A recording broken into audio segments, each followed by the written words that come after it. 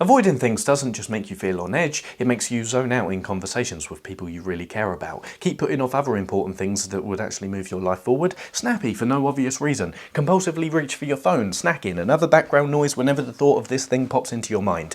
This isn't the real you. This is just one open tab that hasn't been closed yet, bleeding into your life. Here's why this matters. When you face things you've been avoiding, no matter how scary those things seem, the less mental clutter you'll have and the more mental breathing room you'll have, which means you'll be able to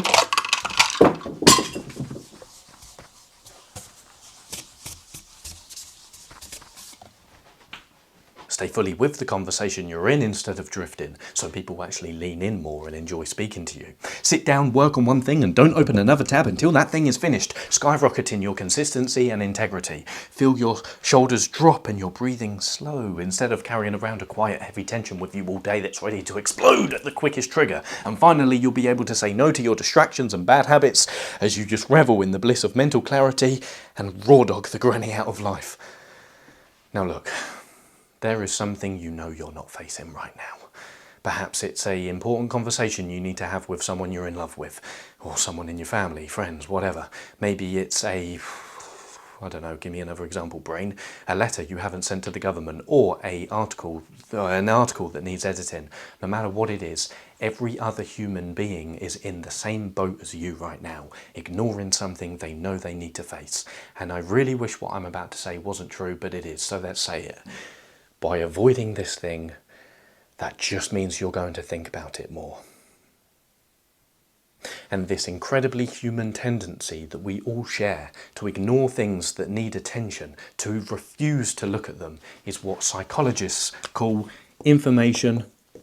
Oh no, how quick can I write? Information avoidance. And its hidden cost is high cognitive load.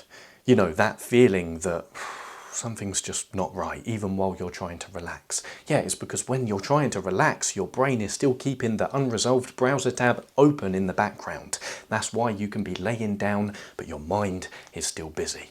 But good news, you can solve 90% of this information avoidance problem by first of all understanding the 3 reasons why we avoid information in the first place. So, let's begin here.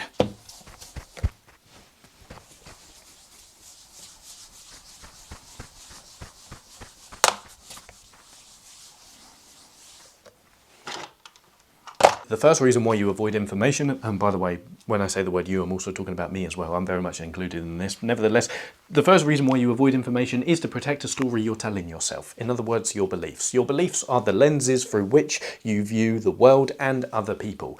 And facing this thing you're avoiding might mean you have to change your beliefs, which is a pain in the arse, and your brain knows that. Because if you have to change your beliefs, you have to change your perspectives and your opinions and everything that you've known about the world thus far, which will shatter the version of yourself that you're currently trying to protect.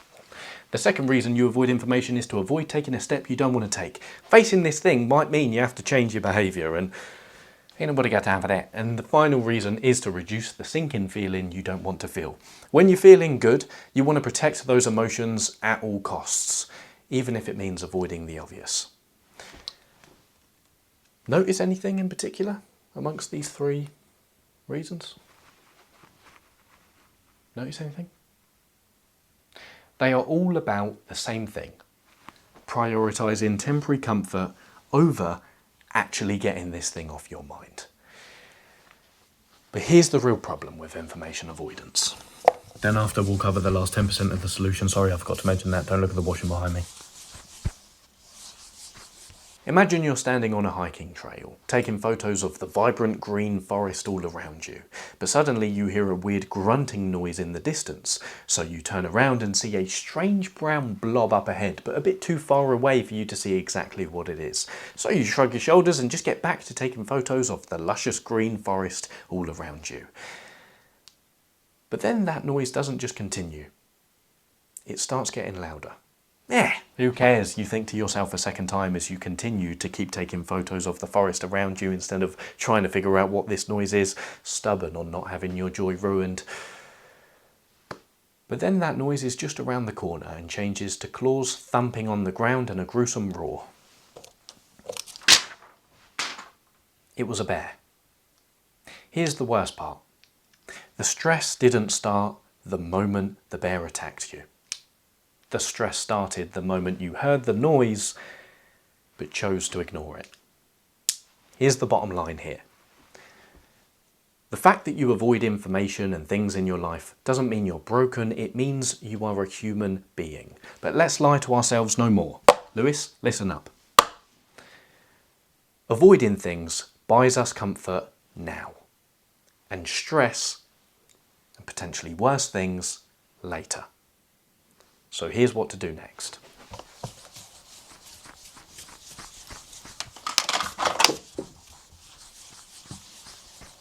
You don't need to fix everything, face this thing right now, or come up with the perfect productivity system that will have you colour coding your calendar for 3 hours tonight. No, first of all, you need to know exactly what you're dealing with before you can even think about facing it. So ask yourself this question: what do I keep noticing and pushing aside? Your answer to this question will be the thing that is causing the most background noise in your life right now. Not a nice humming classical tune, that noise of tension, everything's out of sync, and it gives you the feeling of something is wrong. But if that question doesn't work with you, try this one that has a bit more of a positive taste. What am I avoiding that if I faced would be a huge weight off my shoulders? Then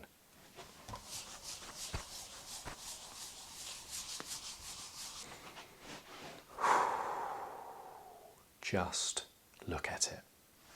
Open the email, read the letter, write the first crappy sentence, or just click open on the document and look at the first word. Ask yourself what the conversation would even be about. Draft the goodbye message, because seeing the problem clearly comes before you take in the first step. In other words, clarity comes before courage. Let's wrap this all up.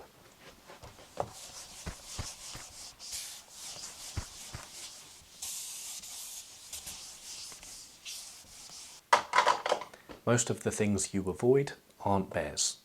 They're just twigs falling in the dark. Turn around and face that noise, and you'll realise there was nothing to be worried about in the first place. But if worse comes to worse and it is a bear, clarity will always be safer than imagination.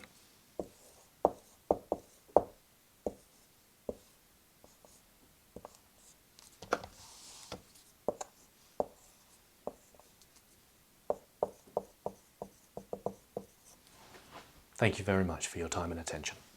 Stay disciplined, playful. That letter came through again. What letter? You know, the one you've been avoiding.